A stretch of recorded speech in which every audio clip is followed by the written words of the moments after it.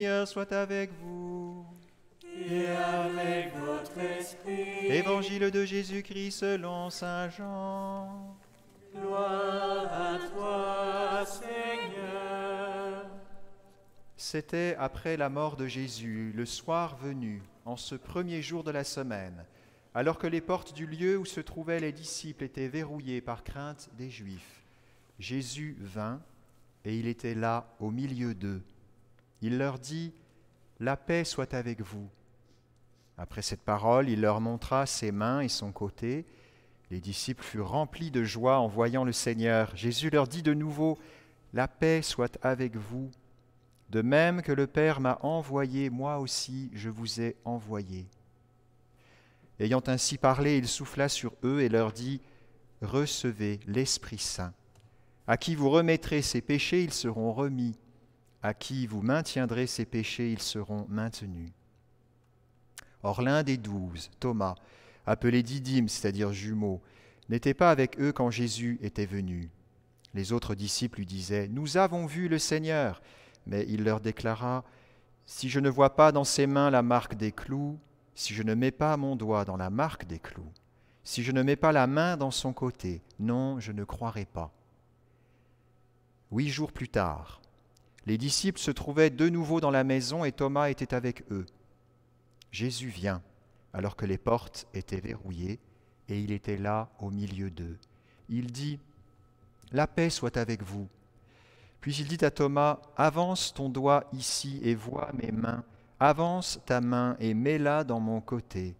Cesse d'être incrédule, sois croyant. » Alors Thomas lui dit, « Mon Seigneur et mon Dieu. » Jésus lui dit, « Parce que tu m'as vu, tu crois. Heureux ceux qui croient sans avoir vu. » Il y a encore beaucoup d'autres signes que Jésus a faits en présence des disciples et qui ne sont pas écrits dans ce livre, mais ceux-là ont été écrits pour que vous croyiez que Jésus est le Christ, le Fils de Dieu, et pour qu'en croyant, vous ayez la vie en son nom. Acclamons la parole de Dieu. Louange à toi, Seigneur Jésus.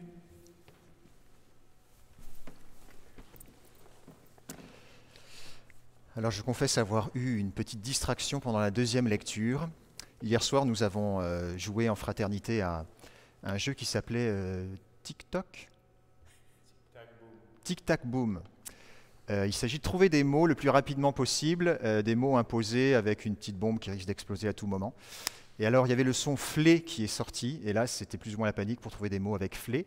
Et alors, pendant l'écriture, j'en ai entendu un, c'était flétrissure. Donc voilà un mot par flé. Je me suis dit, bon, ben, j'aurais dû te sortir ce mot-là. Un mot qu'on n'utilise pas si souvent. En tout cas, aujourd'hui, nous sommes sur un sujet bien plus sérieux et bien plus profond, qui est celui de la miséricorde, qui, elle, effectivement, est sans flétrissure. Elle est toujours neuve et renouvelée, cette miséricorde de Dieu. Il y a quelques années, un prêtre de ma communauté nous a rapporté une expérience très profonde de miséricorde qu'il a vécue. Le jour des funérailles de son père, c'est lui-même qui célébrait ses funérailles, et son papa était un homme alcoolique, et il vivait évidemment ce jour de célébration avec beaucoup de tristesse et en même temps beaucoup de pardon à donner, confiant son papa à la miséricorde de Dieu. Et il a eu une intuition très forte au moment de la présentation des offrandes, au moment où on présente le pain et le vin. Il a appelé le servant d'autel qui était là pour servir la messe de funérailles et il lui a envoyé au bistrot du coin qui était juste derrière l'église pour aller chercher un ballon de vin blanc, un petit ballon de vin blanc, un verre de vin blanc, au troquet, au petit café où son père finalement était bien connu puisqu'il en était devenu un pilier de comptoir. Alors le servant était un peu surpris de ce que demandait le prêtre. Finalement, il court, il traverse la rue, il demande au servant un petit verre de vin blanc, il met ça dans sa burette, il dit que le curé va payer l'addition après la messe. Il revient et il amène l'offrande au prêtre. Et voilà que donc le prêtre offre ce vin pour devenir le sang du Seigneur. Et pour ce prêtre, c'était évidemment très fort d'offrir ce qui était devenu le signe d'un esclavage, le signe d'une brisure familiale, le signe d'une blessure. Jésus est venu l'habiter pour en faire son propre sang. Et pour lui, c'était un acte profond de miséricorde, de réaliser combien Dieu se rend présent même dans les esclavages, les péchés, les souffrances, les addictions. Dieu est venu rejoindre son papa et par miséricorde a transformé cette chaîne en ce moyen de racheter ses fautes, qui est le sang précieux de Jésus. Bien, ce geste est un geste très, très beau et très émouvant de ce que la miséricorde de Dieu peut faire. Il n'y a pas de loi qui empêche la miséricorde de Dieu. Il n'y a rien qui empêche Dieu d'aimer. Ni la loi du péché, ni la loi des hommes, ni même la loi de Dieu dont il est maître. Rien ne peut faire obstacle à son amour. Saint Thomas d'Aquin dit que, dans ce sens, la miséricorde est le propre de Dieu, dont la toute-puissance consiste justement à faire miséricorde. La toute-puissance de Dieu, ce qui lui est propre, c'est précisément, justement, de faire miséricorde. Donc la miséricorde n'est pas une faiblesse, mais une puissance qui peut dépasser même la justice et la loi. Nous fêtons ce jour la fête de la miséricorde divine. Premier dimanche après Pâques, donc deuxième dimanche de Pâques, fête instaurée par le saint pape Jean-Paul II dans la grande tradition de la spiritualité du Sacré-Cœur, avec sainte Marguerite Marie, surtout sainte Faustine. Cette miséricorde avant d'être une histoire de parole, c'est une histoire de gestes, d'expériences vécues, d'expériences qui touchent, qui rejoignent le cœur. La miséricorde, en fait, nous invite à passer de la loi au cœur. Jésus le répète dans l'Évangile à de nombreuses reprises. Il reprend ce passage du prophète Osée, « C'est la miséricorde que je veux, non les sacrifices. » C'est la miséricorde que je veux, non les sacrifices. Il y a un geste très significatif dans l'Évangile que nous entendons ce dimanche, et ce geste a été suggéré par l'apôtre Thomas lui-même. « Si je ne vois pas dans ses mains la marque des clous, si je ne mets pas mon doigt dans la marque des clous, si je ne mets pas la main dans son côté, non, je ne croirai pas. » Thomas, on a tendance à le considérer comme cet apôtre qui manque de foi, mais avant d'être un apôtre qui manque de foi, c'est un apôtre qui est courageux, qui aime l'action et ne tient pas tellement en place. On le rencontre dans l'évangile de Saint Jean à plusieurs reprises. Il est celui qui lève les disciples et leur dit « Venez, allons mourir avec Jésus ». Il est celui aussi qui demande au Seigneur « Seigneur, si tu es le chemin, comment savoir le chemin puisque nous ne savons pas où tu vas ?» Il est celui qui veut se mettre en mouvement. Il est celui encore que nous rencontrons aujourd'hui qui n'est pas dans la chambre commune, dans la chambre haute où les apôtres sont enfermés. Donc il est dehors, le seul des 10, des 11 dont il fait partie, à être dans peut-être l'adversité des Juifs sans crainte. C'est un homme qui ne tient pas en place, un homme en même temps courageux. Et il désire voir et toucher. Voir et toucher, c'est évidemment une manière d'attester que celui qui a été mis en croix, celui dont le côté a été transpercé, est bien le même que celui dont on dit qu'il est ressuscité. C'est une manière de trouver une certaine preuve. Et en disant cela, le soir de Pâques, c'est une manière un peu fracassante de douter de ce que ses propres frères lui disent. Nous voyons une certaine froideur, en fait, chez Thomas. Il remet même en question ce que ses propres frères, avec qui il a passé de nombreuses années, lui témoignent. Et puis cette attestation, elle a quelque chose de froid. On a l'impression d'être avec un médecin légiste qui vient constater la mort d'un cadavre et il faudrait reconnaître le cadavre. Certainement un mélange de froideur, de désir de prouver quelque chose, de manque de foi qui habite le pragmatisme de Thomas. Jésus va le laisser mûrir avec cette déclaration fracassante pendant une semaine. Peut-être il l'aura oublié, peut-être il ne se souviendra plus de ce qu'il a dit de manière un petit peu peut-être frustrée devant ses frères. En même temps, Jésus va prendre ce geste au mot et il va venir le visiter dans ce désir qu'il a peut-être dit un peu rapidement sans mesurer la portée. Et c'est à travers ce geste que Thomas va faire l'expérience de la miséricorde. Avance ton doigt ici. Jésus lui montre son côté. Vois mes mains. Avance ta main et mets-la dans mon côté. Cesse d'être incrédule, sois croyant.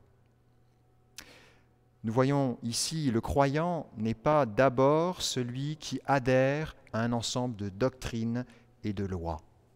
Il est celui qui est invité à découvrir dans les plaies du ressuscité l'amour infini du Père pour lui, l'amour infini de Dieu pour lui. Il est celui qui est invité à visiter ses propres doutes, ses manques de foi, et à se laisser visiter dans ses propres doutes par la tendresse du Père qui se penche sur lui. C'est une belle expression du pape Benoît XVI, la tendresse du Père qui se penche sur nous. Expression pour exprimer ce qu'est la miséricorde de Dieu. Le pape François utilise une autre image qu'il a donnée au moment où il a promulgué cette année de la miséricorde, 2015-2016. Jésus-Christ est le visage de la miséricorde de Dieu. Nous voyons en la personne du Christ le visage de la miséricorde du Père. Alors Thomas est pris au mot, et en provoquant le Seigneur de lui mettre lui-même la main dans son côté, eh bien il va effectivement être conduit au cœur. Il va être conduit à faire cette expérience non pas d'un muscle mort, comme pourrait le constater un médecin légiste, mais trouver la source de l'amour de Dieu. Et cela nous rappelle un passage de l'évangile de Saint Jean au chapitre 7. Saint Jean, Jésus qui au jour de la grande fête dans le temple déclare « Si quelqu'un a soif, qu'il vienne à moi et qu'il boive, celui qui croit en moi. De son cœur couleront des fleuves d'eau vive. » Mais c'est ce qui se passe. Thomas n'est-il pas ce disciple qui a soif de vie, et certainement très déçu par la mort du Christ? Il est troublé et n'ose peut-être pas croire tout ce qu'il avait vécu avec lui de si intense et si fort, toutes les grâces reçues pendant ces 3 années de mission, de formation, d'expérience, d'amitié avec Jésus, d'enseignement, de miracles. C'est comme si tout s'était effondré, mais pourtant il avait une soif profonde de vie pour avoir osé quitter sa vie et se mettre à la suite de Jésus. S'il s'est mis à sa suite, n'était-il pas parce qu'il avait soif d'autre chose, en quête d'une vie plus pleine? Eh bien, Jésus lui donne ce que lui-même a promis, cette eau vive qui jaillit de son cœur. Si quelqu'un a soif, qu'il vienne à moi et qu'il boive. De son cœur couleront des fleuves d'eau vive. De son cœur, évidemment, cette parole est à double sens, c'est peut être à la fois du cœur du Christ et du cœur du disciple. Mais il faut que ce soit d'abord du cœur du Christ pour que ce soit du cœur du disciple. Du cœur de Jésus jaillit donc l'eau vive, la promesse. Thomas n'était pas là au soir de Pâques. Il n'a pas goûté au souffle de Jésus sur ses disciples. Recevez l'Esprit Saint. Et il souffle sur eux. Thomas n'était pas là. Mais il va goûter à cette effusion de l'Esprit d'une autre manière en approchant sa main du côté du Christ. C'est de là d'où jaillit le sang et l'eau, l'expérience même de la vie à profusion. Et c'est cet Esprit même. Saint Jean le dit, il parlait de l'Esprit Saint qu'allaient recevoir ceux qui croiront en lui. En effet, il ne pouvait y avoir l'Esprit puisque Jésus n'était pas encore glorifié. Maintenant, il est glorifié. Glorifié sur la croix, mort et ressuscité, Jésus est en mesure de donner la propre vie divine qu'est l'Esprit Saint. Le prophète Ézéchiel l'avait déjà dit, « Je vous donnerai un cœur nouveau, je mettrai en vous un esprit nouveau. J'ôterai de votre chair le cœur de pierre, je vous donnerai un cœur de chair. » Voilà cette expérience de l'effusion de l'Esprit, cette expérience de la miséricorde. Le cœur n'est plus un cœur dur et fermé, brisé même peut-être par les lois divines, les lois humaines, les lois qu'il s'est données, mais c'est un cœur qui goûte à l'amour même de Dieu pour lui. Et alors seulement, Thomas peut devenir témoin. Jésus, au soir de Pâques, avait soufflé l'Esprit et leur avait dit, « Comme le Père m'a envoyé, moi aussi je vous envoie. » Maintenant, Thomas peut être témoin lui aussi, parce qu'il a goûté à cette miséricorde. Il s'est approché du cœur, de la source même de la miséricorde. Le pape François nous invitait pendant cette année de la miséricorde, cette grande année jubilaire, il y a 5 ans, à redécouvrir les œuvres de miséricorde, miséricorde spirituelle, miséricorde corporelle, et il nous invitait à donner à manger aux affamés, donner à boire à ceux qui ont soif, vêtir ceux qui sont nus, accueillir les étrangers, assister les malades, visiter les prisonniers, ensevelir les morts, tout autant d'œuvres de miséricorde corporelle, que nous pouvons encore, nous aussi, d'une manière différente dans ce temps que nous vivons, nous approprier.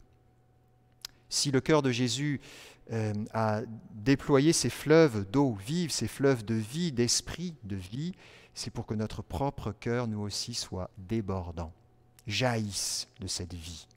Si nous goûtons à la miséricorde, c'est pour que nous-mêmes soyons miséricordieux et répandions cette miséricorde autour de nous. Et nous avons cette chance de pouvoir puiser à une source pour pouvoir donner ce que nous n'avons pas par nous-mêmes. Nous savons que c'est la grâce de notre temps d'être chrétien dans ce moment si difficile où le monde assoiffé ne sait plus où venir boire. Nous, frères et sœurs, nous avons le cœur de Jésus dans lequel nous pouvons venir puiser pour donner à nos frères et sœurs assoiffés.